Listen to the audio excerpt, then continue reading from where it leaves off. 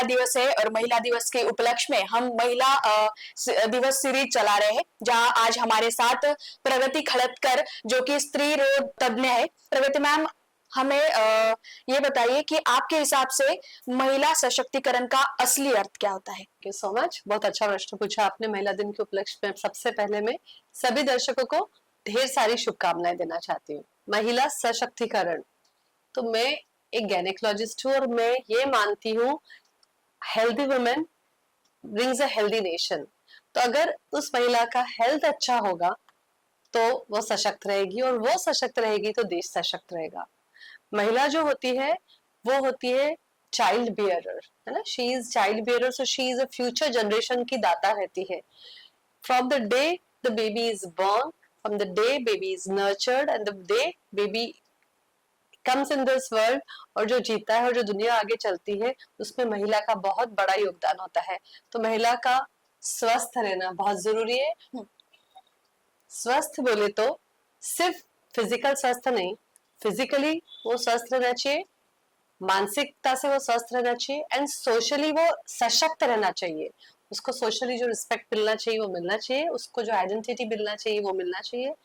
And इस तरह से जब वो हैप्पी रहेगी तो फैमिली एंड देश भी हैप्पी रहेगा और प्रोग्रेस करेगी। मैम, आप एक खुद डॉक्टर है, आपने आपके जीवन में बहुत सी कठिनाइयां झेली होगी। आपने ऐसा क्या आप दर्शाना चाहेंगे जिसकी वजह से आप स्ट्रांग बनी है और आपको उस बात पर गर्व है कि आप आज इस मकाम पर खड़े? एक जो इंसिडेंस जो मेरे को मेरे लाइफ से हमेशा इंस्पायर करता है, जब मैं बहुत छोटी थी, स्कूल में थी, तो हमारे यहाँ जो हेल्प, हमको डोमेस्टिक हेल्प, हमारे जो काम करते थे, जो आती थी, खाना बनाती थी, झाड़ू पोछा करती थी, तो मैं उसको देखती थी।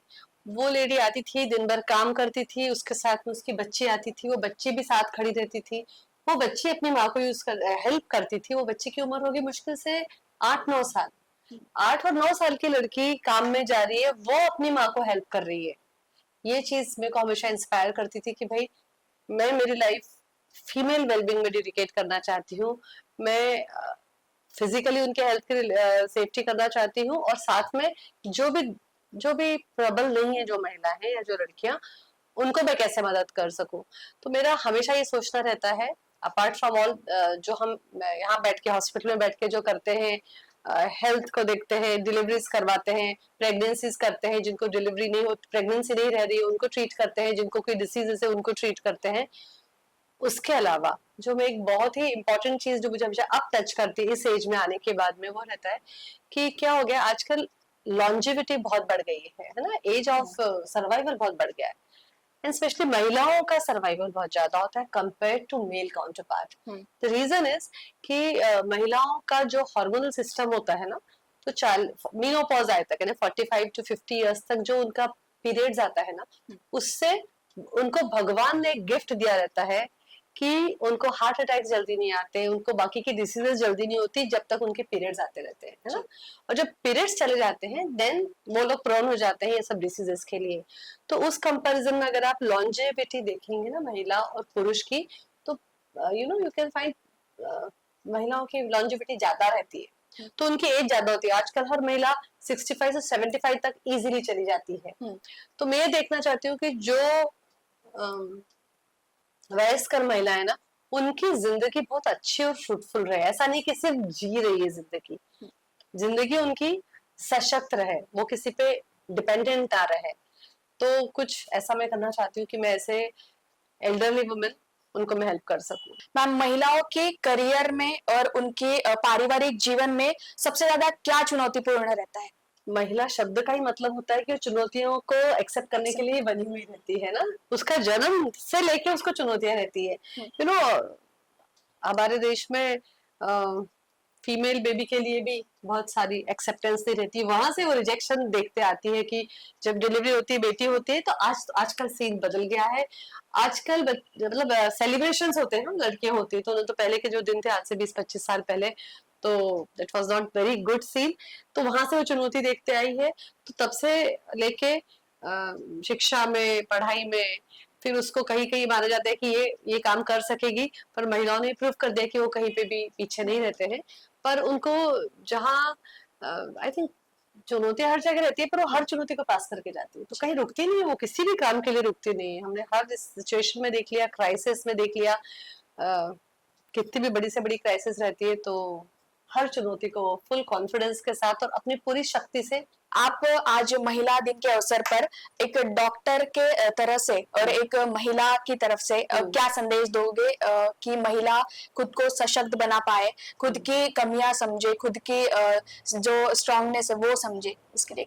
देखो, सबसे पहले तो सबको शुभकामनाएं कि आप एक महिला हो, है ना, आप इतनी स्ट्रांग हो, ये आपका जन्म एज अ महिला हो, ये आपके लिए एक बहुत बड़ा सौभाग्य है बोलना चाहिए। तो इस जन्म को आप ऐसे व्यर्थ ना जाने दीजिए। आप अपनी देखभाल सबसे पहले करिए, है ना, आप सिर्फ अच्छा और टाइम पे खाना खाइए, और कितना भी घर में काम करती हो तो भी आपको एक्सरसाइज करना बहुत जरूरी है। अगर एक्सरसाइज नहीं करेंगे तो आपके सब जॉइंट्स और आपके हार्ट और आपके सब बॉडी के जितने भी सिस्टम्स है ना, वो धीरे धीरे चोक होने लगते हैं। कितना भी काम करो, एक्सरसाइज जरूर करो, ये पहली बात होगी। दूसरी बात, मैं महिलाओं को बोलूंगी आज महिला दिन के उपलक्ष्य में, हर महिला ने, एक महिला जिसको मदद की जरूरत है उसको हाथ देना चाहिए और उसको हेल्प करना चाहिए। जैसे कि कई बुजुर्ग महिला रहती हैं, अकेली रह जाती हैं, हस्बैंड नहीं है, बहुत लोग विडो भी रहते हैं, बहुत लोग रहते हैं कि बच्चे चले गए सीखने के लिए बाहर, है ना, एंड वो लोग कई जगह उनके कामों में बहुत अड़चने आती रहती है।